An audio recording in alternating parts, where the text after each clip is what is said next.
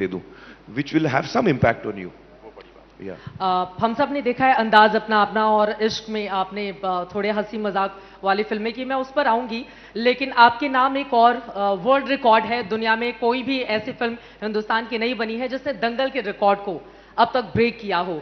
तो अगर 37 सालों की जर्नी को आप पलट कर देखते हैं तो वो कौन सी फिल्म है आमिर खान की जो सबसे ज्यादा उनके दिल के करीब नजर आती है?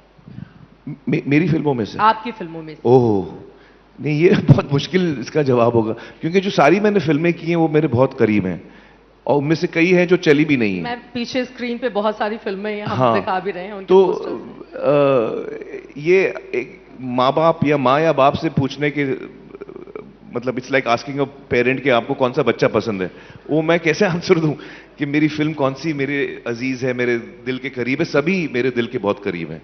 It's very difficult to answer that. एक तरीके से आप देखें तो जो बड़ा कंट्रीब्यूशन आपने दिया वो एक विश्वास दिया हिंदुस्तान के फिल्म वालों को कि आप अपनी फिल्म बना सकते हैं, ऑस्कर का दरवाज़ा खटखटा सकते हैं और अगली बार हो सकता है ऑस्कर ला भी सकते हैं। जो आपने लगान में किया, आप अपनी फिल्में बनाइए, अपने तरीके से बनाइए और उसको ऊंची से ऊंची जगह पर ले जाइए।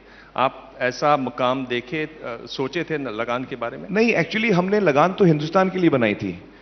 ना आशुतोष ना मुझे कोई आइडिया था कि हिंदुस्तान के बाहर कोई ये फिल्म देखेगा और पसंद भी करेगा, क्योंकि ऑलमोस्ट 4 घंटे की फिल्म थी और बहुत सारे देशों में क्रिकेट क्या है लोगों को पता ही नहीं है। जहां ब्रिटिश ने राज किया था 8-10 कॉमनवेल्थ देश जो है वही वो क्रिकेट खेलते हैं, ऑस्ट्रेलिया वगैरह कॉमनवेल्थ, बाकी तो कोई क्रिकेट खेलता भी नहीं। यूरोप में तो किसी को पता ही नहीं क्रिकेट क्या है। तो वी हैड नो ड्रीम्स कि ये फिल्म बहुत इंटरनेशनली कुछ करेगी, हमने ना कभी सोचा था। अब होता क्या है कि आप फिल्म बनाते हैं, फिर फिल्म की अपनी खुद की जिंदगी हो जाती है। वो जो बच्चा वो बड़ा होता है, वो यहां वहां जाता है, आप उसको कंट्रोल नहीं कर पाते। तो हमने लगान रिलीज तो कर दी, वो लगान की अपनी जर्नी थी। जो वो लोकार्नो गई, वहां पे उसने ऑडियंस अवार्ड चुना, हिंदुस्तान से चुनी गई, ऑस्कर गई वहां, तो बहुत सारे वर्ल्ड ओवर वो घूमी है और उसने अपनी जर्नी पूरी अपनी मतलब हम लोग की कंट्रोल में नहीं था। वो घोड़ा भाग रहा था, हम उसके पीछे बैठे हुए थे। तो all the credit really goes to the film, I would say. We were not expecting that and it was a very joyous journey. खुशी इस बात की हमें जरूर हुई, और मुझे पहली दफा वो एहसास हुआ कि एक्चुअली ये फिल्म जो है वो दुनिया भर में लोगों को पसंद आ रही है। जो अपने दूसरे कल्चर का है वो भी इस फिल्म को बहुत पसंद कर रहा है, और वो जज्बाती तौर पे जुड़ रहा है, हमारी कल्चर के साथ, हमारे जज्बातों के साथ जुड़ रहा है। तो उस वक्त मुझे एक्चुअली पावर समझ में आया। मैं स्विट्जरलैंड में था और वहां कुछ 6 महीने से फिल्म चल रही थी, 6 महीने से। तो मैं गया थिएटर, डिस्ट्रीब्यूटर बड़ा खुश हुआ था, मैं उसी इलाके में था, तो उसने रिक्वेस्ट की कि आप थिएटर में आइए और एक Q&A कर लीजिए स्क्रीनिंग के बाद, क्योंकि 6 महीने से चल रही है आपकी फिल्म, 6-8 महीने से चल रही थी। तो मैं गया थिएटर में और हाउसफुल शो था। बाहर भी उतनी ऑडियंस थी जितनी अंदर थी, और मैं उनसे मिला, फिर स्क्रीनिंग शुरू हुई और मैं प्रोजेक्शन रूम में चला गया, क्योंकि मैं हमेशा चेक करता हूं कि वो साउंड कितना है, ये क्या है, वो सब मैं करते रहता हूं। तो मैं चेक करने गया प्रोजेक्शन रूम में कि सब ठीक ठाक है कि नहीं। तो प्रोजेक्शनिस्ट ने मुझे बोला, जो वहां का लोकल बंदा था, कि मैंने बहुत सारे स्टार्स देखे हैं यहाँ इस थिएटर में आए हुए हैं 25 सालों से, मैं 30 सालों से हूं, और बड़ी बड़ी यूरोपियन फिल्में, अमेरिकन फिल्में यहाँ लगी हैं बहुत कामयाब, लेकिन इस किस्म का रिस्पांस मैंने आज तक नहीं देखा है, क्योंकि मेरी काफी मॉबिंग हो गई थी बाहर। और उसने कहा कि जब ये फिल्म मैं चलाता हूं तो पहली दफा तो मुझे लगा कि कुछ गड़बड़ है, क्योंकि नीचे से आवाजें आ रही थी पब्लिक की। तो वो मैंने कभी इतना सुना नहीं था कि लोग चिल्ला रहे हैं, हंस रहे हैं, ताली मार रहे हैं, और ये सब यूरोपियन ऑडियंस है। तो उसने कहा ये मेरे करियर की ऐसी फिल्म है जितना मतलब ऑडियंस उतना ही चिल्लाती है जितने थिएटर में मतलब स्क्रीन पे जो चल रहा है हल्ला। तो he said I have not seen this reaction of an audience to a film like that, and this was entirely a European audience. तो मुझे एहसास हुआ कि एक्चुअली ये जो सॉफ्ट पावर जो है उसका एक्चुअल पावर क्या है, you actually connect emotionally with people, and that was a thing that did open my mind to it.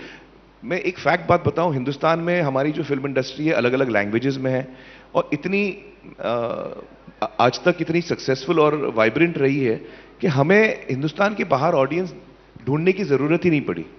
हम आज तक हिंदुस्तान के लिए फिल्में बनाते हैं। भले हम तमिल फिल्में बनाएं, हिंदी फिल्में बनाएं, जो भी जबान में बने, वो हिंदुस्तान के लिए बनाते हैं।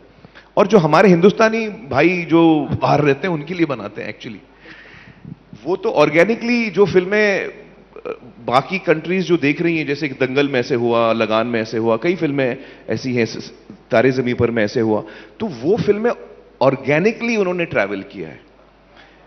तो कहने का मतलब ये है कि आज तक आई डोंट थिंक किसी इंडियन फिल्म मेकर ने एक्चुअली वर्ल्ड ऑडियंस को नजर में रख के फिल्म बनाई है।